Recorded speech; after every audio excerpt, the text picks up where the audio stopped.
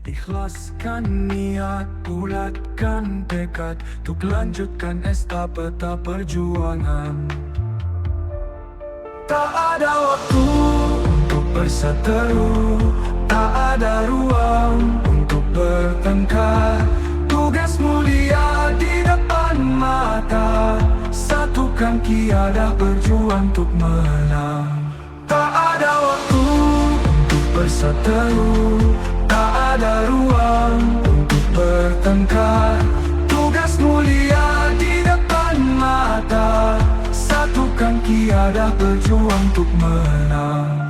Ibu Bapak hadirin Dewan Iman, mohon izin acara akan segera kita awali. Innal hamdalillah nahmaduhu wa nasta'inuhu wa nastaghfiruh wa na'udzubillahi min syururi anfusina wa sayyiati a'malina may yahdihillahu fala mudhillalah wa may yudlil fala hadiyalah. Asyhadu an la ilaha illallah wahdahu la syarikalah wa asyhadu anna Muhammadan abduhu wa rasuluh alladzi la nabiyya ba'da amma ba'du. Faqala Allah ta'ala fi kitabil karim, a'udzu billahi minasy syaithanir rajim. Yarfa'illahu alladziina amanu minkum waladina utul ilma darajah. Al-ayah.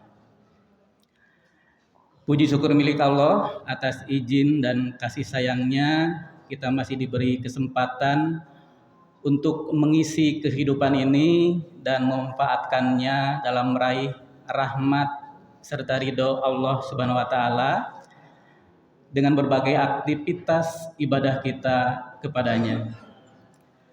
Dan alhamdulillah pada malam hari ini Allah telah ringankan langkah kita semua untuk hadir di majelis ini yang tentu saja nyamannya bagi kita pada malam hari ini di suasana seperti ini adalah kita beristirahat tentunya di rumah kita masing-masing setelah seharian kita melaksanakan lelahnya aktivitas sehari tadi. Namun alhamdulillah kita telah berhasil menepis kenyamanan sesaat di dunia ini gitu, untuk kita gunakan insya Allah meraih kenyamanan dan kebahagiaan nanti di yaumil akhir. Dan tentu saja kita juga senantiasa berharap mudah-mudahan seluruh rangkaian aktivitas ibadah kita diterima oleh Allah Subhanahu wa taala sebagai amal soleh yang akan memberatkan timbangan amal baik kita nanti di yaumil akhir.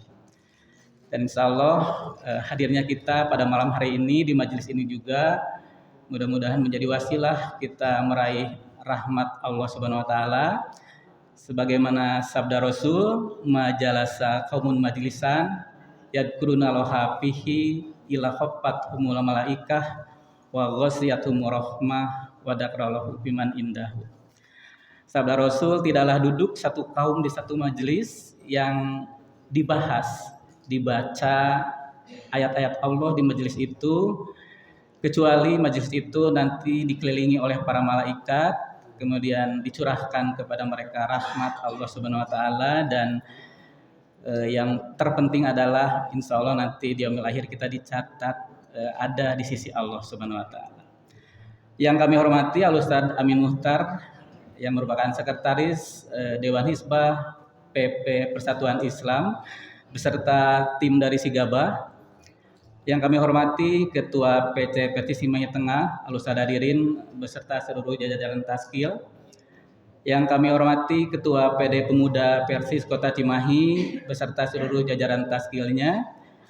Yang kami hormati Ketua PC Pemuda Persis Cimahi Utara, Cimahi Tengah dan Cimahi Selatan beserta seluruh jajaran Taskilnya.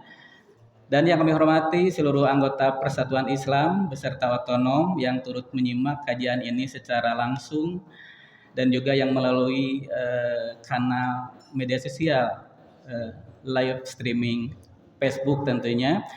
Dan yang kami hormati seluruh jamaah pengajian Masjid Baitul Salam 1 yang telah hadir mengikuti kajian pada malam hari ini.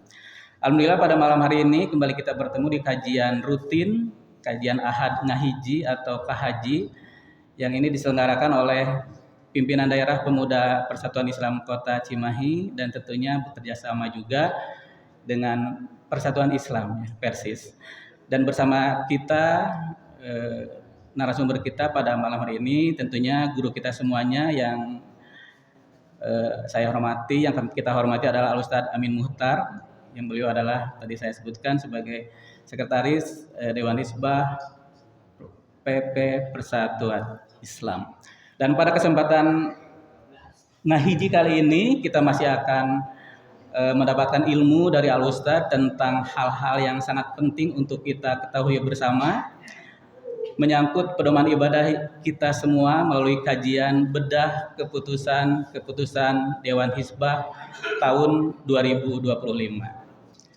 Dan kami informasikan bahwa di akhir perjumpaan kita nanti kami juga memberikan kesempatan kepada Ikhwatul Iman jamaah sekalian untuk mengajukan pertanyaan seputar materi yang disampaikan nanti dan juga disilahkan untuk menyampaikan juga pertanyaan permasalahan di luar materi yang akan dibahas nanti juga kami persilahkan. Dan mari kita gunakan kesempatan yang berharga ini yang sangat berharga ini untuk langsung kita tanyakan kepada sumbernya ya. Yang merupakan fatwa tertinggi di Persatuan Islam yaitu Dewan Hisbah, dalam hal ini insya Allah diwakili oleh Al-Ustadz Amin Muhtar. Baik, tanpa berpanjang kata langsung saja kita masuk kepada penyampaian materi kajian kita kali ini. Dan sebelumnya kami ingatkan, kami ajak ikhwat iman sekalian, mari kita pusatkan perhatian kita ikhlaskan hati kita semuanya untuk menerima ilmu yang akan disampaikan nanti agar menjadi ilmu yang bermanfaat untuk kita semua. Selanjutnya kami persilahkan kepada Ustadz Amin Muhtar dengan hormat untuk menyampaikan materi kajian malam hari ini. Kami silakan.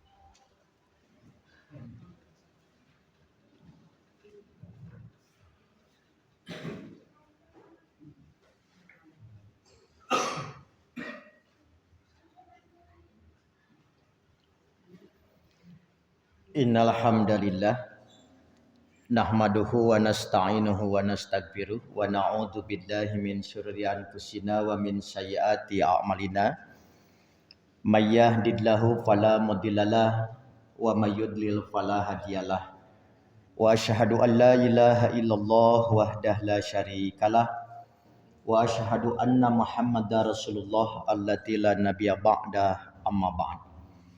Faqala Allah Ta'ala fil Qur'anil Karim, a'udzu billahi minasyaitonir rajim. Innal ladzina yubayyi'unaka innama yubayyi'una Allah al-ayah. Wa qala Rasulullah sallallahu alaihi wasallam wa man bayya'a imaman fa'atahu sabqata yadihi al-hadis. Hadirin ikhwatul iman, Bapak-bapak, ibu-ibu, serta para mujahid ilmu generasi baru, terkhusus orang tua dan guru kita Al-Ustadz Sayyub, Ustadz Subarna, dan Ustadz Ateng beserta keluarga, begitu juga keluarga besar Apa Idad Allahu Yarham. Tak lupa Ustadz Munandar dan para ketua serta jajaran Taskil, PD hingga PJ Persis dan Otonom, tak terkecuali Ustadz Hadirin dan para ketua serta jajaran Taskil, PC hingga PJ Persis dan Otonom di Cimahi Tengah. Begitu pula para mudir dan asatid, mubalik dan mubaligoh yang tetap setia mendapatkan dukungan dari para mujahid lembaga pendukung, baik Laz, Sigab, Surulkhon dan Brigade Persatuan Islam di Kota Cimahi. Alhamdulillah atas kudrah irodah serta inayah Allah Subhanahu wa taala, kita dapat kembali bersua dalam kajian berkala keluarga besar Persis Cimahi melalui ikhtiar pimpinan daerah Pemuda Persis Cimahi setelah terjeda sejenak masa hampir 2 bulan lalu. Selain persiapan menunaikan amanah tugas sidang Dewan Hizbah di Persis Kabupaten Sumedang, juga dilanjut dengan kondisi ibu negara sang istri yang didiagnosa jantung koroner dan harus diambil tindakan segera dipasang ring 3 sehingga harus rehat total, dan kondisi sekarang berangsur pulih namun perawatan tetap berlanjut. Karena itu saya tawasul doa dari Ikhwatul Iman untuk kesembuhan dan kelancaran proses terapi dan pengobatan. Bapak Ibu yang dirahmati Allah, materi kajian melanjutkan upaya telusur jejak petunjuk Zat Maha Ghafur dan pedoman Rasul Shallallahu Alaihi Wasallam di balik qadaya jam'iyah atau keputusan-keputusan jam'iyah Persis yang ditetapkan oleh para ulamanya melalui sidang Dewan Hizbah. Terkhusus hasil sidang Dewan Hizbah terbaru di Kabupaten Sumedang, Persis Kabupaten Sumedang. Pada sidang ini ada 11 materi sidang. Yang pertama, ucapan bela sungkawa atas kematian tokoh kafir. Yang kedua, hukum sembelihan orang kafir yang tidak dipersembahkan untuk berhala. Ketiga, menyanyikan lagu kebangsaan di dalam masjid. Yang keempat, hukum tahajud setelah tarawih. Kelima, meninjau ulang keputusan Dewan Hizbah tentang jadwal kepulangan tiba sebelum tawaf ifadah karena haid. Keenam, batasan ketaatan anggota Persis kepada pimpinan jam'iyah dalam urusan siasah. Ketujuh, konsekuensi bai'at dalam putusan jam'iyah menurut syariat. Kedelapan, mendahulukan membayar keuntungan dari investasi, mudharabah dan musyarakah sebelum modal diusahakan. Kesembilan, penggunaan dana jiz untuk kebutuhan energi bagi masyarakat luas. Kesepuluh, penyusunan buku upacara-upacara bid'ah. Yang ke-11, hukum Jumatan bagi perempuan. Nah, seluruh keputusan ini Bapak Ibu, liputannya telah ditayangkan secara umum pada majalah Risalah edisi Agustus. Saya yakin majalah Risalah bagi orang Cimahi tos Katambul. Yang kedua, soft file bentuk PDF secara resmi oleh PP Persis sudah disebar, disertai dengan SK pengesahan dari Ketua Umum. Mudah-mudahan di Cimahi file ini juga sudah sampai ke seluruh anggota dan simpatisan, karena tidak tebal, cuman 63 halaman. Apalah artinya 63 halaman bagi orang Cimahi ditambul bari perut. Jadi saya anggap Bapak Ibu semuanya sudah hatam maca, makanya gak usah diterangkan deh, da geus kabaca daya. Nah, kita ambil satu di antara 11 keputusan yang akan kita bahas dalam kajian PD Pemuda Persis Kota Cimahi, karena Januari ya musda itu. Nah, berarti kan tinggal tersisa beberapa pertemuan dari 11, nanti terserah. Bulan depan sekiranya mau lanjut keputusan silahkan pilih mau yang mana. Oke. Tapi sekiranya nanti ada masalah lain yang tak kalah penting untuk dibahas, itu dipersilahkan. Jadi kita ambil pembahasan tentang konsekuensi bai'at dalam keputusan jam'iyah menurut syariat. Ngarah ngajina gancang beres. Nah, saya langsung bacakan keputusan gitu. Jadi malila ages istinbat mah. Nah, berkenaan dengan masalah ini, Dewan Hizbah sepakat menetapkan istinbat atau keputusan hukum, yaitu konsekuensi baiat anggota Persis dalam putusan jam'iyah adalah 1. Setiap anggota wajib menjalankan seluruh isi baiat yang diikrarkan. Kedua, anggota yang melakukan pelanggaran dengan sengaja, maka ia berdosa dan dapat diberi sanksi organisasi sesuai dengan peraturan jam'iyah. Saya ulangi, setiap anggota wajib menjalankan seluruh isi baiat yang diikrarkan. Yang kedua, anggota yang melakukan pelanggaran dengan sengaja, maka ia berdosa dan dapat diberi sanksi organisasi sesuai dengan peraturan jam'iyah. Nanti sekiranya ada waktu, saya akan ambil beberapa contoh kasus yang menjadi latar belakang kenapa masalah ini kemudian diminta kepada Dewan Hizbah untuk diputuskan. Sekali lagi, kalau kawaktuan yang pasti nggak akan live streaming. Kayak itu panjang sejarahnya. Paling tidak langsung katungkulan ke Amin Muhtar pada periode kepemimpinan Ustaz Aceng sebagai ketua umum dan Akeh sebagai ketua Dewan Hizbah. Itu sebagai contoh kasus kenapa ini kemudian harus diputuskan dalam pandangan syariat. Bapak Ibu, saya tidak akan pernah bosan mengingatkan, terutama kepada generasi baru Persis di Cimahi. Keputusan hukum Dewan Hizbah tidak lahir dari ruang hampa. Istinbat Dewan Hizbah tidak lahir dari ruang kosong. Tidak lahir ujug-ujug. Tidak lahir tiba-tiba. Pasti di situ ada proses dan landasan, pertimbangan ragam aspek dan landasan dalil. Maka dalam kajian ini coba saya ringkas background, landasan dan pertimbangan sampai Dewan Hizbah mengambil keputusan demikian. 1, mari kita tegaskan kembali pengertian baiat.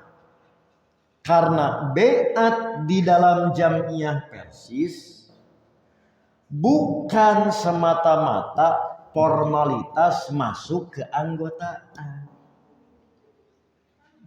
Maka baiat adalah janji setia yang mengandung nilai ibadah. Punten Pak, sagoreng-goreng na anggota Persis ku baiat na teh geus ibadah. Karena baiat pada dasarnya bukan hanya janji kepada manusia. Sambil contoh Bu, seperti akad nikah. Kenapa akad nikah disebutnya mitsaqon ghalidho? Janji suci, sakral. Geningan cek sepuh mah ka panganten teh ujang secara lisan ujang menyebutkeun tarima abdi nikah ka bapa make mas kawin anak bapa bakat ku geumpeur gitu kan. Kan hakikatna mah janji teh ka Allah disaksian ku Allah jeung malaikat.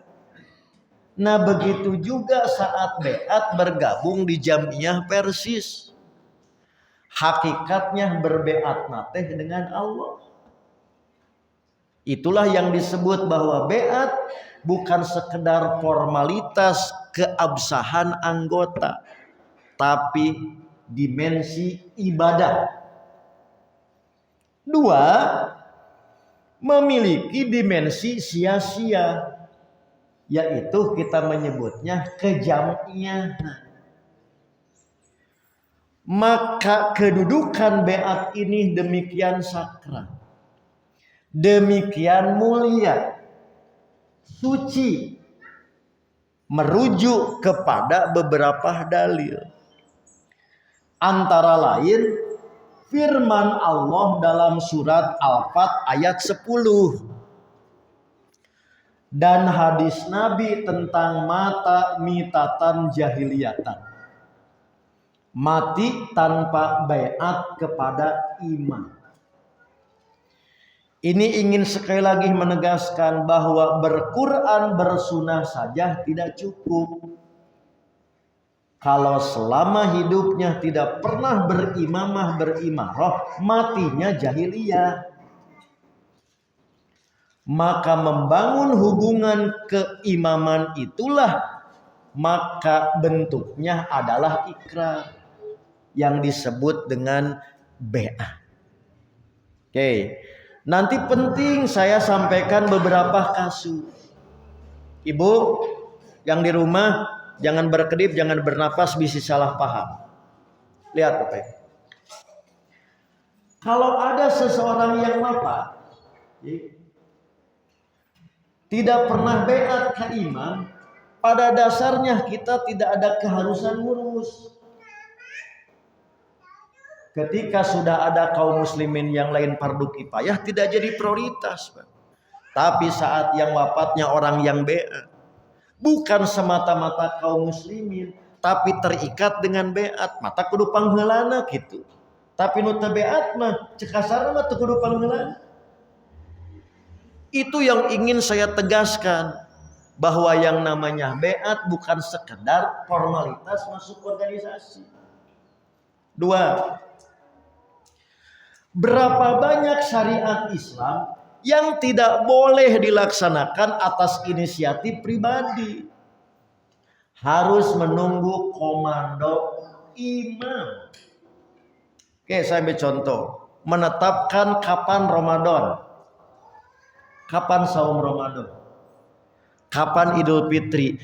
Enggak boleh karena mentang-mentang orang Cimahi menguasai 17 metode hisab, bisa ngitung kalender 100 tahun yang akan datang. Lantaran manehna mah bisa ngitung, jok inisiatif saum tidak boleh. Begitu juga di Cimahi jago ngaru'yat. Ku batur mah teu kajeueun, teu katoong, ku manehna mah hilal teh katoong wae daya belekan gitu kan. Nggak boleh karena begitu tadi ningali jok nggak boleh. Maka kapan saum, kapan buka, kewenangannya ada di imam. Itulah contoh konsekuensi baiat. Mata kabayang kaum muslimin nu teu gaduh baiat jeung imam, rek ka mana ngacu. Dah, 2 gerhana. Kapan gerhana dilaksanakan, kapan takbir? Gak biasa kok inisiatif masing-masing, maka nggak mungkin gerhana teu berjamaah gitu. Salat gerhana teu berjamaah itu teh sah. Juga kunut nazilah. Simpati cenah ka orang Palestina. Kulantaran terus digempur, mang tahun-tahun kunut terus tidak boleh.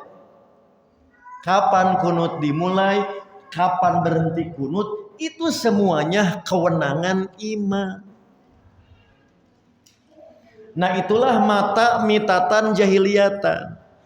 Jadi selama hidupnya seorang muslim tidak mengikatkan diri tadi dengan baiat, maka bagaikan kaum jahiliyah yang wafat tanpa kepemimpinan yang jelas.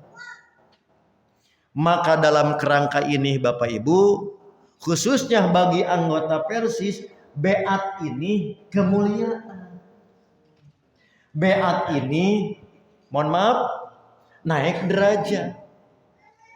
Karena diikat dengan janji suci.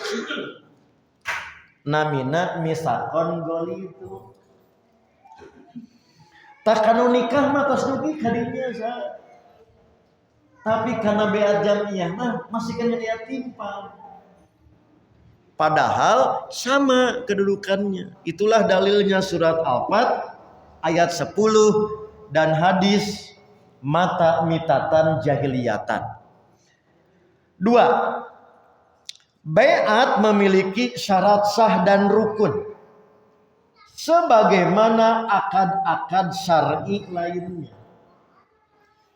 Misalnya di antara syarat sah baiat kesesuaian dengan syariat, maka tidak boleh taat kalau maksiat. Sebagaimana Nabi bersabda, la ta'ata li makhlukin fi masyiatil khaliq. 2. Adanya kesepakatan dua pihak, tak ubahnya orang yang berakad. Maka orang yang baiat dan orang yang membaiat, keduanya ada dasar kesadaran timbang terima. Yang ketiga, kejelasan objek baiat yaitu al-bai'atu ala ta'ah fil ma'ruf. Yang ketiga, baiat dalam jam'iyah persis. Baiat berfungsi sebagai uqdatun qalbiyatun ruhaniyatun, ikatan qalbi ruhani wa amanah jam'iyah. Jadi nu disebut baiat di persis teh bu tatali batin. Karena apa? Diikat oleh sedulur karena iman. Disebutna ikhwatu iman. Jadi durur seakidah. Ketika baiat di jam'iyah juga berfungsi sebagai amanah jam'iyah. Maka lamun anggota aya langsung dina lembar formulir gitu Pak. Jadi pami bapak lebet, ibu lebet ka jam'iyah, baiatna teh langsung aya di dinya. Coba biasana kumaha di antarana raditu billahi robba. Aku ridho Allah sebagai Tuhan, wabil islami dina. Tapi lamun diangkat jadi pemimpin, aya baiat pemimpin, 2 kali baiatna gitu. Nu hiji mah baiat keanggotaan, yang kedua baiat amanah kepemimpinan. Pak Nabi kamulya Pak. Raditu billahi robba wabil islami dina. Mata mereka ngalanggar teh izin. Nah, da janjina ka Allah gitu. Bukan ke ketua PC. Bukan ke ketua umum. Hakikatnya berjanji dengan Allah. Oleh karena itulah, maka baiat itu menekankan adanya komitmen untuk mendukung program dakwah jam'iyah. Ibu lebet jadi anggota bade naon? Aya komitmen mendukung seluruh program. Kayak di mana kemampuan mas tatona gitu. Ustad, da ibu mah tetiasa jadi mubalik. Ulah bu, mubalik loba teuing. Kapan nu loba ge tadi kurang jadwal. Tambah ku ibu, ibu mah tiasa naon mung sakadar masihan cai. Ibu mah tetiasa ngantor teu ngararti palalinter di jamiah teh ngomongna ge teu kahararti. Tapi ibu mah bisa nyiapkeun ngaledot ku bala-bala. Itu yang disebut dengan komitmen dukungan. Tapi teu aya di Cimahi masa kan merasa aneh lamun tadi di jam'iyah ngantor males gitu. Teu aya di Cimahi insyaallah. Mal mungkin aya males ngantor, mal mungkin. Pasti gerak itu dinamis. Karena apa? Komitmenna dipeunteun ku Allah hakikat. Sudah? Jadi komitmen organisasi untuk mendukung program dakwah jam'iyah, adapun nanti bentuknya dan seperti apa keterlibatannya itu tergantung keadaan gitu. Kemudian baiat dalam persis bukan sekedar formalitas, melainkan mengandung konsekuensi at-ta'ah ketaatan pada keputusan yang sesuai syariat. 2. Al-mas'uliyah, tanggung jawab partisipasi aktif. 3. Al-wala, loyalitas, tidak mendua, tengawayuh loyalitasna, mono loyalitas terhadap hitoh perjuangan. Entah kia punten, orang Cimahi ke Pangandaran, terus ayam masjid Persis Pangandaran, antep dalain masjid urang moal kitu. Ngalangkung ka madrasah Persis di Banten, dalain PC urang moal kitu. Karena loyalitasnya terhadap hitoh perjuangan, bukan teritorial gitu. Sudah. Kenapa ada pelanggaran? Maka realitas menunjukkan bentuk-bentuk pelanggaran terhadap beat. Misalnya pembangkangan nyata terhadap keputusan jam'iyah. Istilahnya itu inhirab anto'ah al-qadiyah. 2. Pelanggaran disiplin organisasi, disebutnya al-khalal fin nizam at-tanzim. Yang ketiga, penyalahgunaan wewenang, istilahnya al-istiglal al-wilayah. Ya, Pak? Itulah realita disebut nanti bentuk pelanggaran. Kenapa harus ada tindakan? Sebab pelanggaran tersebut berpotensi terjadinya penyimpangan dari tujuan BA. Cek orang Cimahi mah, kesucian BA ternoda dengan pelanggaran. 2. Dikhawatirkan mengganggu kamtibmas internal. Ya kira-kira, saya tak mengalanggar kayak gini kan tidina naon. Cenah ngalanggar kayak tidina naon. Itu bisa menimbulkan tadi runtuhnya kepercayaan. Bisa timbul saling curiga di dalam, disebutnya friksi internal.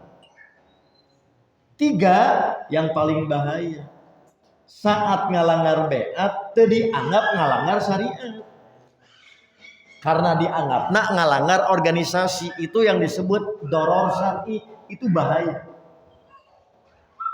Oleh karena itulah maka Dewan Hizbah memandang perlu kejelasan konsekuensi syar'i bagi pelanggar BA. Mana pelanggaran dari sisi aspek hukum fikih yang disebut ismun dan ukubatun. Karena beat itu hakikatnya janji dengan Allah, melanggar beat itu melanggar syariat, maka berakibat ismun, dosa. Bu. Yang kedua, sanksi organisasi sesuai dengan tingkat pelanggaran. Tapi karena sanksi bukanlah tujuan, bagaimanapun surat Al-Hujurat ayat 9 yaitu mekanisme islah. Tabayun, dikonfirmasi sebelum diadakan tindakan. Di Jam'iyah Persis Bapak Ibu, hari ini amanat muktamar ada lembaganya yang namanya DKJ, Dewan Kehormatan Jam'iyah. Sudah Bapak Ibu? Maka kurang lebih inilah yang menjadi pertimbangan realitas, pertimbangan dalil, pertimbangan dampak yang perlu Dewan Hizbah sampaikan, mengapa keputusan ini perlu untuk ditegaskan. Akhirnya sebelum nanti masuk di sesi kedua, kita akan kupas tuntas tanya jawab. Oke, saya akhiri kajian ini di slide 17.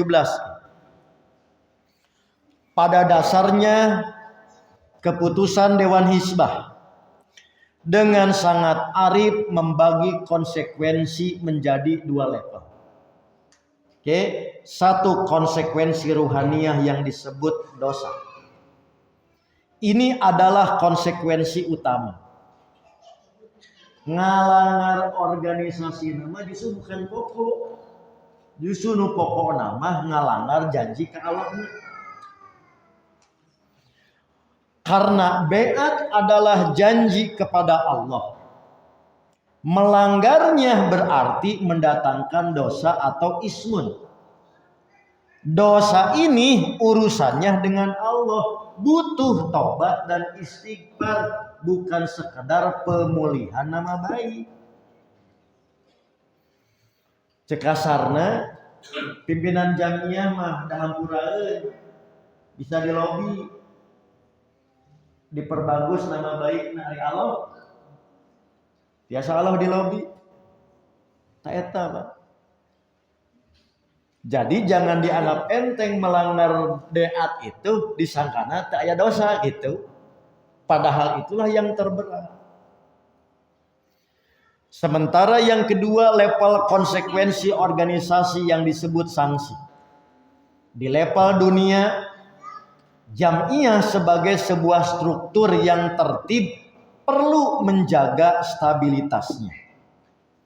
Pelanggaran seperti membangkang tanpa alasan syar'i, melanggar disiplin, atau menyalahgunakan kekuasaan dapat dikenai sanksi organisasi. Ingat, sanksi ini bukan bentuk hukuman denda, tetapi disebutnya tankilan. Lebih kepada tindakan korektif untuk menjaga keutuhan jamiah sebagai bentuk penerapan kaidah jazaul amal, yaitu balasan sesuai dengan perbuatan. Sudah, saya tutup kajian ini. Nanti sebelum di live streamingnya tolong ya di recording. Keputusan ini mengingatkan kita bahwa bagi anggota, berbeatlah dengan sungguh-sungguh. Pahami bahwa ia adalah amanah dan janji. Taatilah keputusan jamiah selama tidak bertentangan dengan syariat. Sementara bagi pimpinan, beat dari anggota adalah amanah besar. Keputusan yang dibuat haruslah berdasarkan syuro dan berlandaskan syariat, bukan atas dasar hawa nafsu atau kepentingan pribadi. Ketaatan yang diberikan anggota bersyarat, yaitu selama dalam koridor al-ma'ruf. Bagi seluruh jamaah, marilah kita melihat baiat sebagai perekat persatuan, bukan alat pemecah belah. Semua masalah diselesaikan dengan bijak, mengutamakan dialog dan islah dengan berpedoman pada cahaya Al-Quran dan Sunnah. Dengan demikian, baiat menjadi penguat yang mempersatukan hati dan langkah kita semua untuk menggapai ridho Zat Maha Suci.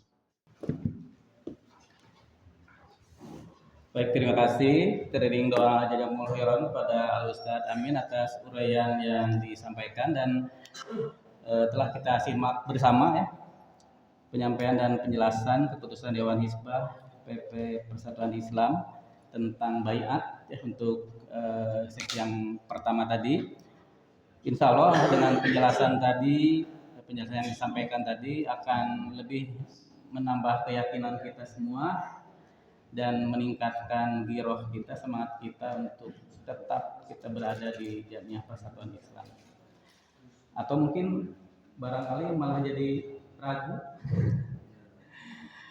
gitu ya. Jadi ternyata barusan disampaikan, dijelaskan oleh Ustadz bahwa baiat yang kita ikrarkan ketika pertama kali kita masuk menjadi anggota Persatuan Islam dan dibimbing, disaksikan oleh ketua cabang, itu tidak semata-mata kita janji terhadap pimpinan atau kita janji untuk taat terhadap pimpinan, tapi pada hakikatnya adalah merupakan misalkan golido, yaitu perjanjian suci dengan Allah Subhanahu wa taala. Jadi kalau begitu mungkin kita semua perlu kembali melihat ya poin-poin apa saja yang kita baca, kita ikrarkan pada saat baiat, dan kita dalami lagi mungkin seperti apa. Dan yang boleh nanti seperti yang telah dijanjikan di awal bahwa kita masuk pada sesi tanya jawab berkenaan dengan baiat juga boleh, barangkali ada hal yang perlu lebih ditegaskan lagi, perlu dijelaskan lagi, boleh nanti disampaikan, silakan. Terutama mungkin yang barusan saya simak adalah mengenai tadi ya, yang setelah baiat itu apabila meninggal seperti apa tadi? Kenapa? Bukan apabila seseorang yang telah terikat baiat itu apabila meninggal maka kita punya kewajiban untuk mendahulukan untuk mengurusnya, seperti itu mungkin ya. Boleh mungkin ada pertanyaan berkaitan dengan baiat, silakan. Untuk nanti kita sampaikan kepada Al-Ustaz dan dijelaskan lebih detail lagi. Sebelum nanti kita masuk kepada pertanyaan yang lain yang berada di luar pembahasan pada malam hari ini. Ya, banget.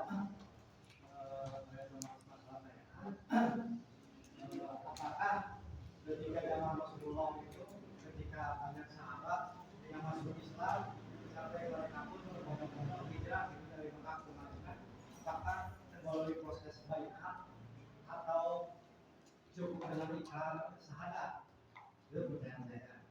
Karena yang saya tahu ketika ada sahabat Umar bin Khattab ditanya ketika cintanya beliau itu siapa yang harus lebih jauh cinta, ternyata Umar kan menjawabnya salah diri sendiri, bahkan ditegur sama itu Rasul, Allah, maksudnya baru diri anak.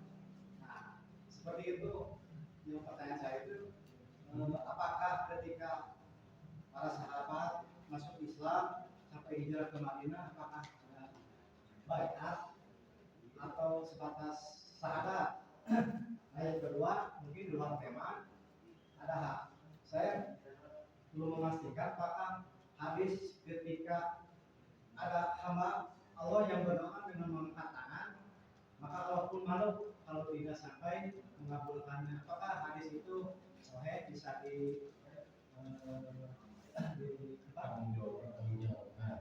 diamalkan gitu di luar doa seperti kita dalam sujud atau ruku gitu. Begitu. Baik, terima kasih. Selanjutnya kami masih saya simpatisan nanti kalau ini ya bukan anggota ya. Ya. Simpatisan. Siap, ditunggu anggota. Ditunggu bergabung di Persatuan Islamnya. Oke, ada yang lain? Silakan.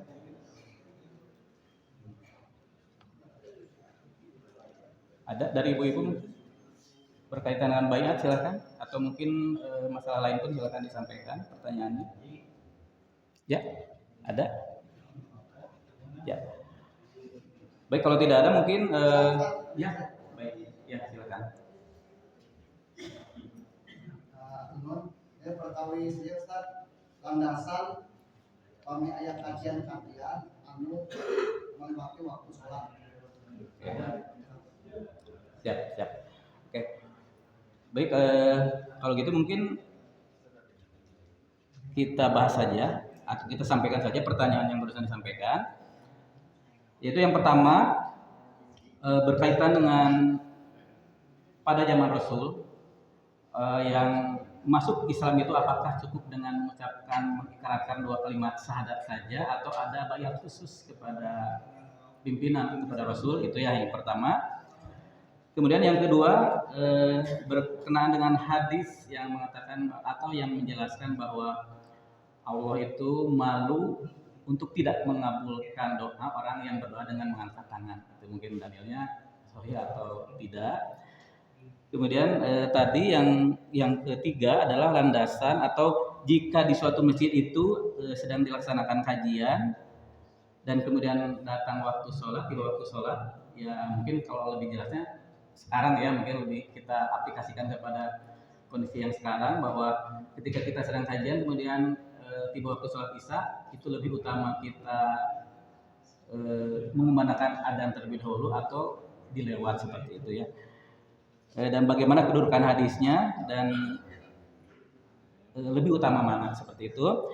Dan juga ada pertanyaan yang masuk kepada kami juga berkenaan dengan sholat khusuf juga atau sholat gerhana. Itu ada yang mengatakan, ada yang berpendapat bahwa boleh dilakukan dengan munfarid di rumah, gitu, tidak berjamaah di masjid. Itu pun nanti kita sampaikan pada Al-Ustadz. Dan yang ketiga juga yang memang sudah mulai ramai gitu jadi perbincangan di kalangan kita semua, terutama di kalangan versi istri, hukum Jumatan bagi perempuan. Walaupun tadi memang diutarakan oleh Ustadz memang ada poin-poinnya dan nanti akan diadakan pembahasan juga. Namun mungkin karena terlanjur sudah banyak yang berpendapat kalau boleh wanita itu untuk melakukan sholat Jumat, ya tidak ada salahnya apabila kita pertanyakan hal ini kepada Ustadz pada kesempatan ini. Itu. Dan yang selanjutnya karena kita menjelang melaksanakan muscab dan nanti kita juga akan mengundang aparat, dan pada saat itu mungkin Indonesia Raya itu harus dikumandangkan dan kita menggunakan masjid, nanti kita akan pertanyakan juga kepada Ustadz bagaimana hukumnya kita menyanyikan Indonesia Raya di masjid. Baik, itu saja, boleh Ustadznya di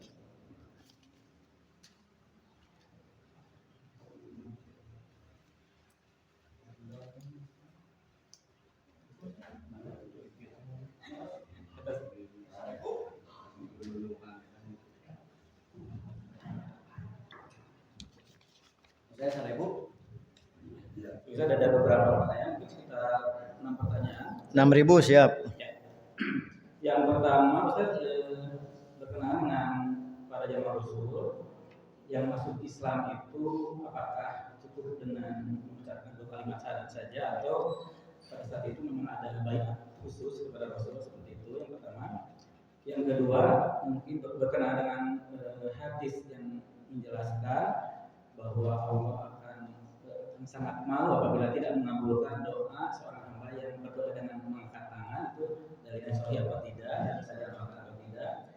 Kemudian selanjutnya berkenaan dengan sholat khusus atau gerhana yang boleh dilakukan secara pribadi di rumah, itu keterangannya atau tidak, itu dan teknis seperti apa mungkin apabila kita melaksanakan sholat khusus di rumah. Kemudian berkenaan dengan sholat Jumat bagi perempuan, walaupun tadi memang ada ya sebetulnya poin-poinnya dan nanti akan bisa jelaskan, tapi karena memang sudah terlanjur ramai gitu diperbincangkan di persistir, terutama tentang bolehnya wanita untuk melaksanakan sholat Jumat, itu mohon lebih dijelaskan. Ya. Gitu. Dan selanjutnya berkenaan dengan kajian yang melewati waktu sholat, seperti sekarang mungkin melewati sholat Isya itu lebih utama untuk kita jeda dulu mengumandangkan adzan atau mungkin dilewat diakhirkan dan kita hanya melaksanakan sholat saja tanpa harus mengumandangkan adzan seperti itu juga mau dijelaskan. Dan yang keempat tentang yang selanjutnya tentang lagunya Indonesia boleh tidak dikumandangkan atau dinyanyikan di masjid. Ya. Yang pertama nanti dicek lagi ya pertanyaannya kalau tadi saya nggak nangkap seluruhnya. Yang pertama berkenaan dengan syahadat dan baiat. Ustadz Aceng itu sudah menegaskan keputusan Dewan Hizbah. Syahadat hubungannya dengan status seseorang menjadi muslim. Saya ulangi, syahadat hubungannya dengan akidatul Islam. Sementara baiat hubungannya dengan ibadah. Maka syahadat syarat sah masuk Islam, sementara baiat bukan syarat sah masuk Islam. Tetapi komitmen, janji, setia dan taat terhadap seorang pemimpin. Maka antara masa syahadat dengan masa baiat belum tentu sama. Contoh, sebelum turun surat Al-Fat ayat 10 di Mekah sudah pada syahadat, baiatnya baru datang kemudian. Nah itu gambaran bahwa syahadat tidak ada hubungan dengan baiat. dah, yaitu masuk Islam. Sementara baiat adalah komitmen terhadap pemimpin. Sejauh pengetahuan kami, tidak ada seorang pun sahabat yang tidak baiat. Adapun modelnya bisa dengan cara perwakilan, tidak harus semua gitu. Contoh, ketika Nabi membaiat sahabiat, para sahabat wanita, Nabi tidak menyentuh tangan, cukup oleh seorang ke depan Nabi membaiat. Begitu juga kaum dari Hadramaut seperti Wa'il bin Hujr mewakili kaumnya. Tidak semua kaumnya ke Madinah. Itu namanya model atau kaifiah. Jadi intinya syahadat berkenaan dengan status kemusliman, baiat berkenaan dengan komitmen ketaatan terhadap kepemimpinan. Di zaman Rasul dan para sahabat semuanya pasti baiat. Tapi model baiatnya bisa dengan perwakilan. Begitu untuk pertanyaan ke-100. Ya, sekarang ke-200. Itu hadis yang Allah malu tidak melakukan doa orang yang berpasangan dengan. Ya, ini ringkasan ya, karena kami sudah menulis khusus tuh kupas tuntas mengangkat tangan dalam berdoa. Oke, dengan Ustaz Wawan. Saya kira di Cimahi ini sudah katambul karena bukunya tahun berapa lah gitu. Yang kedua, menegaskan dalam konteks keputusan Dewan Hizbah. Mengangkat tangan bagian dari syariat. Maka di mana mengangkat tangan yang disyariatkan harus berdasarkan dalil sahih. Maka diterangkanlah contoh-contoh mengangkat tangan ketika berdoa karena ada dalil sahih. Seperti tas wudu. Disyariatkan mengangkat kedua tangan. Istisqa, mengangkat tangan. Nah, sementara ibadah atau tempat dan situasi yang tidak ada dalilnya berarti tidak ada, karena mengangkat itu ibadah harus pakai dalil. Nah, contohnya setelah sholat gitu.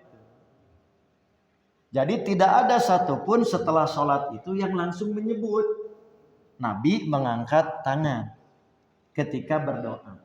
Orang suka mengacunya kepada hadis umum gitu. Nah, hadis yang dipandang umum itu yang ditanyakan. Nah, oleh karena itu Dewan Hizbah selain membahas tadi hadis-hadis khusus, baik peristiwa berkenaan dengan orang, berdoa kepada seseorang, maka Dewan Hizbah juga perlu menegaskan bahwa hadis yang disebut dengan hadis umum ini kedudukannya dhaif. Saya ulangi, hadis yang ditanyakan, yang dimaksud dengan hadis umum atau dianggap sebagai hadis umum untuk kasus apapun, ngadoa mah ngangkat leungeun karena Allah malu mengijabah seseorang yang mengangkat tangan lalu tidak dipenuhi. Nah, hadisnya dhaif. Nah, salah satu di antara, walaupun tadi banyak jalan, ujung-ujungnya sama, yaitu pada salah satu rawi yang populer disebut Abu Ja'far Ar-Razi. Jadi tunggal jalurnya. Nah, itulah kesimpulan Dewan Hizbah. Hadis yang dipandang umum itu dhaif, sehingga mengangkat tanganlah di tempat-tempat yang dicontohkan mengangkat tangan. Seperti di Safa, Marwah dan lain sebagainya. Begitu untuk pertanyaan ke-200. Ke-300. Oke. 1. Berdasarkan tarikh tasri, sejarah peristiwa, syariat sholat khusuf di zaman Nabi teh hiji-hiji ngan sakali-kalina tanggal 29 Syawal tahun 10 Hijriah, gerhana matahari anular cincin, bertepatan dengan wafatnya putra Nabi Ibrahim yang menimbulkan tahayul bahwa kematian seseorang di bumi berdampak pada gerhana atau sebaliknya Maka Nabi meluruskan dengan mengatakan inna syamsa wal qamara layan khasipani limauti ahadin dan seterusnya. Itu teh kejadian itu sekali. Maka pasoppa Nabi bihim sholatal khusuf. Nabi berjamaah. Dah. Di zaman Abu Bakar terjadi beberapa peristiwa lagi. Di zaman Umar tidak pernah ada sholat kusuf itu munfarid. Maka Dewan Hizbah menetapkan sholat gerhana itu harus berjamaah. Tidak sah kalau sendirian. Karena tidak ada dalilnya. Sudah ya? Nah di Persis ukuran berjamaah itu sederhana, nu penting aya imam dan makmum gitu. Nah, ya harus berjamaah. Hanya ukuran berjamaah di Persis kedua ge cukup. Misalkan bapak dan teman sedang perjalanan ke Jogja, gerhana. Teu mungkin tadi ke masjid orang di kareta we salat gerhana gitu kan. Maka ada imam, ada makmum, di situ disyariatkan adanya khutbah. Walaupun khutbah bukan syarat. Tapi minimal maca tahmid wudhu piraku teu bisa gitu. Naon? Kama qala Rasulullah qallallahu taala fil Qur'an alif lam mim barakallahu geus gitu sah gitu. Nah, karena tidak disyaratkan durasi khutbah gitu. Itu bukan syarat tapi anjuran, tapi berjamaahnya menjadi ketentuan. Begitu, jadi tidak sah sholat bergerhana sendirian. Gitu. Syaratnya harus berjamaah. Tapi kalau di rumah, tapi berjamaah. Boleh. Jadi kasusnya itu sahabat itu, contoh misalkan Anas bin Malik, Ibnu Umar pernah mengalami model kejadian gerhana di jalan. Gitu. Yang penting berjamaah. Itu alasannya kan di perjalanan. Kalau di rumah. Iya, sehingga tadi kan dia contoh. Baik, pada televidennya gitu. Punten ya mah. Karena jarang yang paham sunnah gerhana. Aya masjid NU teu ngayakeun gitu. Urang ngayakeun di bumi boleh. Karena syarat berjamaahnya itu yang pokok gitu. Karena kan mohon maaf tidak semua orang gitu bab gerhana teh gitu. Tatangga masjid tapi teu ngayakeun gitu. Bisa banyak kasus diadakan di rumah sah, yang penting berjamaah. Begitu. Ya kayak pertanyaan ke-400. Ya, lihat Bapak Ibu. Jadi gambaran yang ingin saya tegaskan mengacu kepada Dewan Hizbah, semua sepakat bahwa wanita tidak disyariatkan sholat Jumat. Karena wanita itu disyariatkan sholat zuhur. Oke, sambil contoh. Bapak kenging teh Jumatan poe Kemis. Jadi kenapa coba? Bakat kurajin Jumatan poe Kemis. Kemisan kan? Nah, oke. Ari keur ibu-ibu naon bedana Jumat jeung Kemis poe lohor? Jam lohor? Pede geura. Bu, apa bedanya bagi ibu jam lohor Kemis jeung Jumat? Aya bedana teh keur bapak. Keur ibu mah teh aya beda. Itulah yang dimaksud bahwa bagi perempuan tidak ada syariat Jumat. Karena bagi dia lohor. Kan bapak mah bapak ingin ke Jumatan poe Kemis. Teh ingin kan ari ibu menang lohoran poe Jumat. Ini memang gitu data ya hubungan. Jadi keur ibu mah bukan hubungannya hari, tapi waktu lohor. Bu, menang tuh ibu sholat lohor poe Sabtu. Teu aya masalah, da teu aya hubungan jeung poe. Aya hubungan poe teh keur bapak. Nah itulah dalil bahwa bagi perempuan itu tidak ada syariat Jumat sebab bagi dia yang diwajibkan sholat lohor. Bukti kedua. Id hari Jumat. Okay. bagi bapak yang telah melaksanakan sholat id, boleh tidak Jumat? Ai keur ibu? Sereda ibu gak sholat id. Angger lohore. Tuh nya, itu dalil kadua teh aya hubungan jeung Jumat. Jadi aya ngaruh kana rukhsah ke Jumatan teh keur lalaki. Buktina keur ibu mah sanajan ibu sholat idna 8 rakaat. Angger lohore. Tuh, itulah dalil bahwa ibu mah disyariatkeun lohor teu ngaruh poe naon. Maka Jumat itu hanya ngaruh ke laki-laki. Sudah, terakhir asli Mas. Kala terakhir asli ya. Contoh Jumatan. Pangmirariankeun we ieu. Di zaman Nabi aya perempuan Jumatan, hadisna sahih gitu we. Halo. Ieu mah Aisyah we. Aisyah teh tetangga masjid. Ari poe Jumat Aisyah ka mana? Halo. Coba dalilna aya teh di masjid gitu. Tah eta we gampilna. Pokoknya sakitu sahabat seueur ngariwayatkeun ge 3000 hadis. Eueuh hiji-hiji acan istri nu nerangkeun awe Jumatan. Kecuali hadis dhaif di generasi tabiin. Eta mah seueur negara roid gitu hadisnya. Nah, gitulah ya yang dimaksud dengan tidak ada syariat Jumat bagi perempuan karena dia kena taklifnya adalah sholat zuhur. Pertanyaan ke-300. Jadi sungguh memang tadi status wanita itu kan memang tidak wajib Jumat, juga itu anak kecil lah seperti itu. Ayahnya kecil mah boleh, tetap tidak boleh. Ya tingali Bapak Ibu, tingali. Anak kecil sarua jeung nu gelo. Itu karena naon?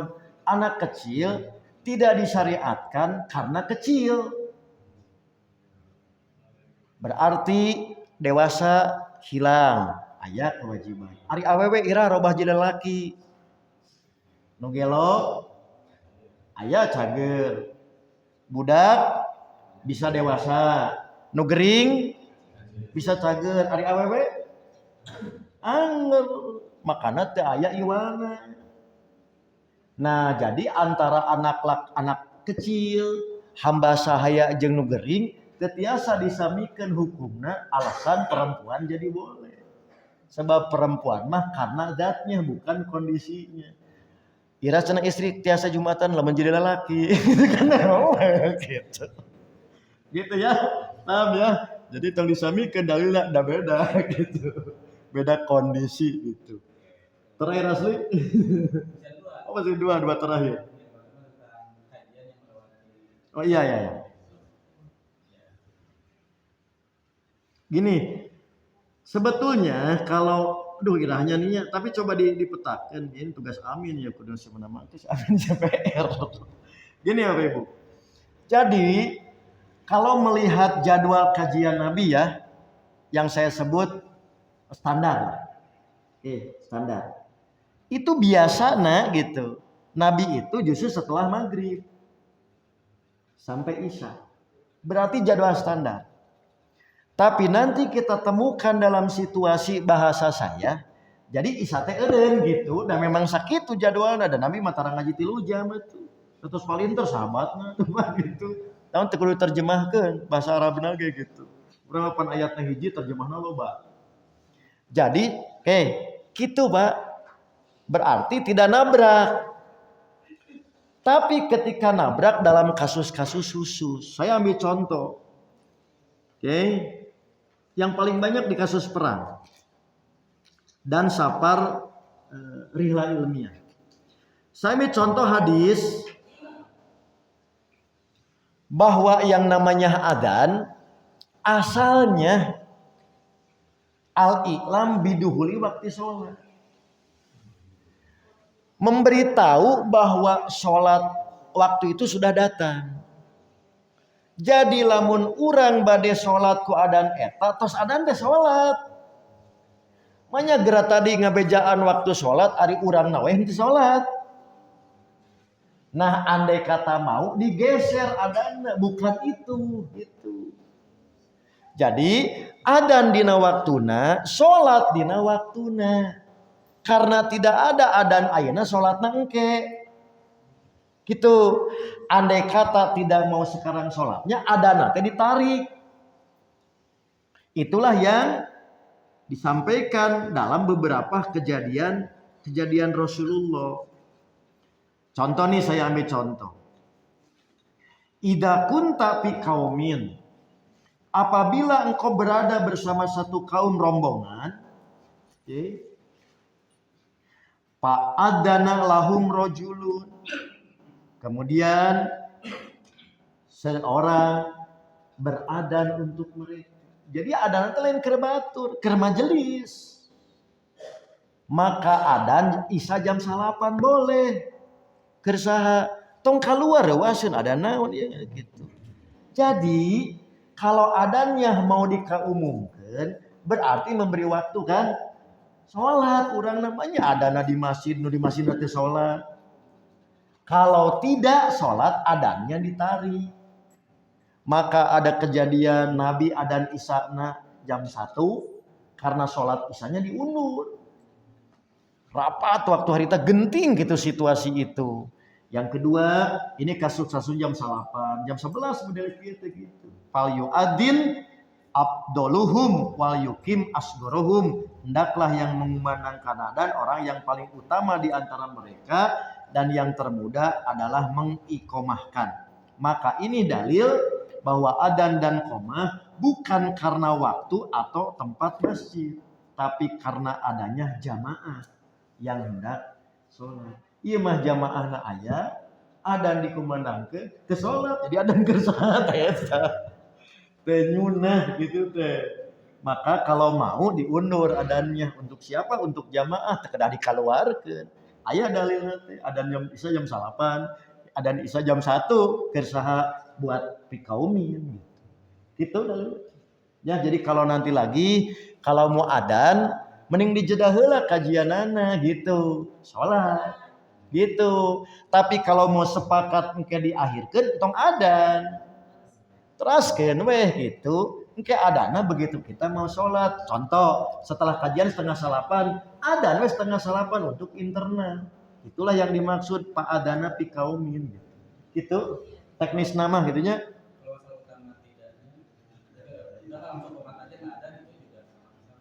Maksudnya kemana? Oh iya, bukan syarat. Tapi kalau mau kan orang mah qomat mah biasa.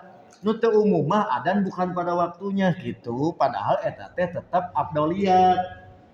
Jadi afdol keneh adzan bukan hanya qomat tapi ditakdir ke qomat tungkul oge sah gitu. Justru ai qomat mah tos biasa. Nu teu biasa mah adzan disangkeun teh kedah pas tepat waktu wae adzan teh padahal aya adzan kau. Tos biasa Nabi mah gitu. Jam sakieu adzan heula gitu. Kami mengalami Pak oleh orang tua Persis sapar ka ditu, sapar ka dieu adzan gitu teh. Adzan heula padahal jam sabaraha gitu. Tadi salat Isya jam 10 adzan heula. Kapungeun mah teu ngarti, manya adzan wayah kieu. Itulah dalil. Ya. Terakhir asli. Bapak Ibu, sekali lagi. Lagu Indonesia Raya yang harus kita pahami bukan seremoni, tapi memupuk rasa kecintaan pada bangsa dan negara. Itu pokok. Maka lagu itu adalah salah satu cara keur menanamkan. Matakna simkuring ngalaman di SD diajar lagu-lagu perjuangan, halo-halo Bandung. Lain sekedar nyanyi, ditanamkan kecintaan, itu inti lagu Indonesia. Lain seremoni. Berarti saat kita menyanyikan lagu Indonesia Raya, di situ tuh ada nilai. Maka menyanyikan lagu Indonesia Raya berarti ada kemaslahatan. Itu pertama tuh yang harus dirubah. Karena saya sering mengatakan jangan ragukan NKRI orang Persis. Orang Persis mah belah dadana merah putih ke tulang-tulangnya. Dan bagi orang Persis mah bukan seremoni. Tiba lagi ku para ulama panji berkibar. Tapi saprak digeser ku nasionalis. Merah putih sekedar simbol pakai seremoni. Maka sekarang harus diambil alih kembali ku santri. Makanya tika pungkur mah biasa di Persis aya merah putih. Gitu di kantor. Mama nggak sok tinggal paisaan sorry Buya Nasir. Nah jadi kerangka itu yang pertama yang harus dipahami. Yang kedua tempat. Jadi Persisnya tiba heula mengkibarkan panji merah putih. Sekarang kasusnya tempat. Sekiranya ada tempat lain, mana mungkin Nabi menjarakan musuh di masjid. Anggap bancing saya gitu. Atau suka miskin. Nabi teh menawan musuh di masjid. Latihan perang di masjid. Naon deui nya? Hajat di masjid. Bisi ya mah. Sekarang tuh sulit Bu. Yang namanya aula wisma tuh marahal. Padet. Ari masjid blunglong. Ditetapkan ku pecek sok ke si masjid. Tapi aya aturan nalika hajat di masjid. Nu pasti musikna tong dangdutan. Nah jadi satu boleh. Syaratnya kalau di masjid tidak boleh diiringi musik. Oke, T17 ulah. Aturan di masjid mah boleh tapi wayahna tidak diiringi musik. Kedua, dinyanyikan pun jangan berjamaah kusorangan we. Dan tidak akan mengurangi kehusuan. Nah, nu katilu entau ngaganggu nu keur ibadah. Begitu pas rek nyanyikan anu keur salat cicing heula. Buru-buru nu salat sakitu gancang gitu kan. Nah, terakhir selama tidak menjadikan lagu Indonesia itu sebagai ritual, ayana unsur kepercayaan. Selama itu boleh. Oke. Kasusnya kenapa dapat ini? Di Jawa Timur sebetulnya kasusnya itu. Jadi Wamendiknas itu berkunjung ke Jawa Timur. Tidak punya tempat. Seperti aula, nu aya masjid. Karena tadi keharusan protokol negara diadakanlah di masjid, itu kasus awalnya. Gitu. Ya data apa hari tamanya biasa Indonesia Raya terame gitu. Tak nama diatur. Sekiranya tidak tempat aula, aya tadi kantor RW gitu. Silakan. Maka saya sarankan panitia koordinasi dengan protokoler. Andai kata itu pejabat negara, mereka akan maklum kok bahwa iya teh masjid. Mana buktinya? Sendal dibuka. Halo, saya deui. Wah dina protokolerna sepatu dibuka. Ka masjid mah dibuka. Tak iya teh penting seksi acara sekiranya Jamiah Persis mau mengadakan karena tidak ada tempat, kantun ka protokoler wali kota, protokoler menteri, kita akan mengadakannya di masjid. Mohon maaf, di masjid boleh lagu syariat tapi siga kieu kitu. Nah, jadi diatur antara dua pihak disatukan sama-sama mulia. Nah, jadi hukumnya boleh dengan syarat tadi. Termasuk Maros Persis. Kadi ari Indonesia Raya teu meunang, aya Maros Persis meunang di masjid. Gombrang-gombreng itu. Sami itu tentang merah. Nakain kairi jadi temenan ada. Sami sanesna mah di masjid urusan lagu Maros Persis kitu.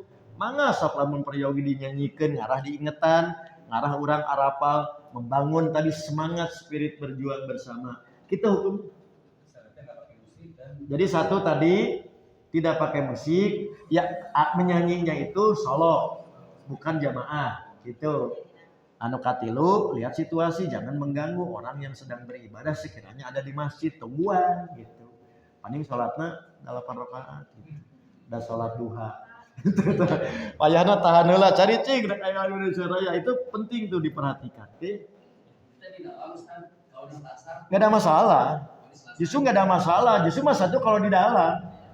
Ya, jadi di dalam itulah yang justru pokok karena masjid punya area sucinya kan. Kalau di luar mah nggak ada masalah. Tapi nu hariwang teh ongkoh laguna di luar, jalmina kejar roh gitu nyarangi gitu. Kayak masalah. di luar di koridor mah, justru di dalam pokoknya itu. Terakhir asli itu. Bonus. Ustaz berkaitan Bonus. tadi Ustaz baiat nih. Ya. Curhat lagi. Ya. Berkaitan dengan baiat tentunya lihat beberapa baiat yang 9 poin belum dirasakan. Mungkin yang dirasakan oleh rekan-rekan kita sendiri. Apalagi ketika baiat kedua tidak sedikit rekan-rekan meneteskan air mata. Karena mungkin baiat itu bukan hanya sekadar ucapan atau janji terhadap organisasi, tapi terhadap Allah. Sehingga ketika kita mengucapkan pun itu sangat luar biasa, sangat berat. Kenapa? Karena dikhawatirkan tadi kita membuat sebuah pelanggaran syariat sehingga ini yang membuat kita berdosa. Nah, mungkin di lapangan inilah yang beberapa gitu kan dari rekan-rekan yang saat ini statusnya hanya sekadar menjadi simpatisan. Ketika dikasih tahu bahwa inilah baiat yang harus dikerjakan karena ini adalah konsekuensi dalam sebuah organisasi, mereka berat hal seperti itu. Sehingga banyak di antara organisasi ketika kami diamanahi oleh ketua terpilih untuk membangun jabatan sebagai bid'ah, ini mereka banyak menolak karena ketidakmampuan, khawatir. Nah, apakah dengan penolakan misalnya ketika diberikan amanah ketua ini akan menjadi sebuah pelanggaran? Karena takut apa? Ketika diberikan program tidak berjalan gitu kan seperti ini kenyataan yang ada di lapangan. Betul. Tolong berikan kami tips agar tidak ragu-ragu bahwa baiat ini justru yang mengangkat kita dalam surga Allah. Oke. Jadi gini, kenapa di Islam itu antara tadi ngabrahmanah ngabibita nu disebut targhib selalu ada dengan tarhib nyingsieuna. Di kita beat ini bisi salah horor, bukan sebagai pintu gerbang kemuliaan. Itulah yang harus kita evaluasi. Bisi nerangkeun beat teh jol horor urang begitu. Kesana teh dihakimi, bukan bahwa Anda sedang diajak untuk menggapai kemuliaan. Nah, edukasi ini yang harus selalu kita evaluasi. Jadi targhibna tadina harusna teh lebih utama kalau batarhib. Itu satu. Yang kedua, punten bisa. Pelayanan jam'iyahnya tolong diremenkeun. Ngajak ke jam'iyah apa plusnya? Nggak bisa tanpa kesadaran ruhani. Secara jam'iyahnya harus hadir. Contoh, lebah bayaran nagih. Lebah kebutuhan jam anggota dilayani mana? Nah, itu bahan evaluasi. Jadi sekali lagi, nggak usah diterangkan tentang beat, tapi dinyamankan bahwa ketika masuk dirinya mendapatkan nilai plus. Oleh apa? Lisanul hal absor. Engke beat menggeus dijerau terangkeunana gitu. Tak ieu mah cara naon yo disingsieunan heula kedah beat dan sebagainya. Tereuas. Maka dibalik. Teu kudu beat. Padahal di jero mah cangcang gitu. Nah, itu sekali lagi cara saat sahabat di berbagai belahan dunia beda-beda pengetahuan. Syahadat gitu itu. Henteu kana itu mah. Nabi mah teu bisa syahadat, bisa nage sobana jadi itu. Ternyata untuk syahadat dan untuk beat walaupun tujuannya sama membangun hubungan janji kepada Allah, tapi metode Nabi dan sahabat tidak disamakan pada setiap orang karena pemahaman dan kesiapannya berbeda-beda gitu. Kanu ieu mah langsung teu bisa. Kanu ieu mah ka dieu heula. Yang asup surga teh gitu. Abdi mah teu siap bergabung jeung Nabi teh naon. Resep keneh jina. Itu resep keneh mabok. Teu dicarek ku jamiah Persis naon tong ngabohong bungkul. Itu teh. Nah, jadi yang namanya simpatisan teh lain diabur. Di urang mah simpatisan teh diabur, justru simpatisan teh diikat. Carana naon? Pembinaan. Maka Nabi tidak menyamakan. Ketika kesiapan bukan berarti dibiarkan, tapi dikondisikan. Nu hiji dibina, nu hiji dibinasakan. Gitu ya. Sok, jadi si yakin Beat itu kareueut lamun proporsional. Maka orang yang menerima beat belum tentu sama karena pemahaman dan keyakinan, maka beat jangan dipakai tamim sebagai formal organisasi. Belum tentu semua orang siap. Tapi pada saat dia sudah mulai masuk, baru kita terangkan minimal geus nyieun formulir lah. Nyieun formulir tah. Can mah teu kudu disangkeun. Mending gitu. Gitulah pengalaman yang sudah-sudah. Nah, mohon maaf ya, kenapa ada ekstasi syariah, aya brigade syariah. Wah, itu perjuangan mujahid yang luar biasa. Itu nu ngabinana Jamiah Persis. Brigade syariah, kudukuman rangkeunana karena tadi diajak beat. Diajak tadi semangat untuk berjihad, akhirnya merekalah yang sekarang bergabung. Untung teu aya Persis cabang brigade gitu. Oke, jadi itu sekali lagi tantangan dan kesabaran yang insya Allah hasil pengalaman kami nyamankan jamaah untuk bergabung bibita dengan sesuatu yang menjadi daya tawar kita untuk menggapai kemuliaan di hadapan Zat Maha Rahman. Akhirnya Bapak Ibu, karena lapar jua yang memisahkan kita, akhirnya saya mohon pamit. Mudah-mudahan apa yang sampaikan menjadi tambahan ilmu yang bermanfaat. Mohon maaf atas segala kekurangan. Insya Allah kita bertemu kembali pada waktu dan kesempatan lain dalam keadaan sehat walafiat. Aqulu qouli hadza wa astaghfirullah li wa lakum. Wassalamualaikum warahmatullahi wabarakatuh. Ditutup Pak.